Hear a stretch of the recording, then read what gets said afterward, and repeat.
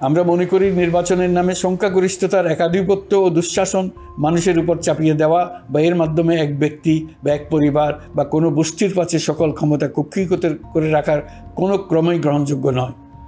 এসব আশঙ্কা রোধ করার জন্য নির্বাচনের সাথে সম্পর্কিত নির্বাচন কমিশন সহ অন্যান্য প্রতিষ্ঠানগুলোর সংস্কারের কথা আমরা ভাবছি। নির্বাচন ব্যবস্থার সাথে সম্পর্কিত প্রতিষ্ঠান হিসেবে পুলিশ প্রশাসন, জনপ্রশাসন, বিচার প্রশাসন, দুর্নীতি দমন কমিশন এই 4টি প্রতিষ্ঠানের সংস্কার করা সুষ্ঠু ও অবাধ নির্বাচনের জন্য অপরিহার্য। এসব প্রতিষ্ঠানের সংস্কার জনমালিকানা ভিত্তিক, জবাবদিহিমূলক এবং কল্যাণমূলক রাষ্ট্র ব্যবস্থা প্রতিষ্ঠায় অবদান রাখবে বলে আমি বিশ্বাস করি।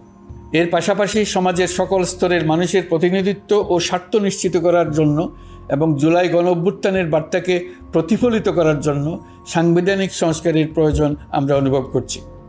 এসব বিষয়ে সংস্কার করার প্রাথমিক পদক্ষেপ হিসেবে আমরা প্রাথমিকভাবে 6টি কমিশন গঠন করার সিদ্ধান্ত নিয়েছি। এসব কমিশনের কাজ পরিচালনার জন্য বিষয়ভিত্তিক অভিজ্ঞতা বিবেচনা করে 6 জন বিশিষ্ট নাগরিকের নেতৃত্বে এই কমিশনগুলো পরিচালনা করার দায়িত্ব দিয়েছি। এরপর আরও বিভিন্ন বিষয়ে কমিশন গঠন করার প্রক্রিয়া আমরা অব্যাহত রাখব। নির্বাচন ব্যবস্থা সংস্কার কমিশনের প্রধান হিসেবে দায়িত্ব পালন করবেন ডক্টর বদিউল আলম মজুমদার। পুলিশ প্রশাসন সংস্কার কমিশনের প্রধান হিসেবে কাজ করবেন জনাব সরফরাজ চৌধুরী। বিচার বিভাগ সংস্কার কমিশনের প্রধান হিসেবে দায়িত্ব পালন করবেন বিচারপতি শাহ আবু নাঈম মমিনুর রহমান। দুর্নীতি দমন সংস্কার কমিশনের প্রধান হিসেবে দায়িত্ব পালন করবেন ডক্টর ইফতেখারুজ্জামান। জনপ্রশাসন সংস্কার কমিশনের প্রধান হিসেবে দায়িত্ব পালন করবেন জনাব আব্দুল মুহিত চৌধুরী। সংবিধান সংস্কার কমিশনের প্রধান হিসেবে দায়িত্ব পালন করবেন ডক্টর শাহদিন মালিক। এসব কমিশনের অন্য সদস্যদের নাম কমিশন প্রধানদের সাথে আলোচনা করে ঠিক করা হবে। কমিশনগুলোর আলোচনা ও পরামর্শ সভায় উপদেষ্টা পরিষদের সদস্য, ছাত্র, শ্রমিক জনতা আন্দোলনের প্রতিনিধি, নাগরিক সমাজ ও রাজনৈতিক দলের প্রতিনিধিরা উপস্থিত থাকবেন।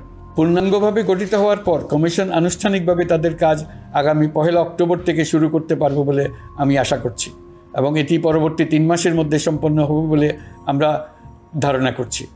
কমিশনের রিপোর্টের ভিত্তিতে সরকার পরবর্তী পর্যায়ে প্রধান রাজনৈতিক দলগুলোর সাথে পরামর্শ সভার আয়োজন করবে।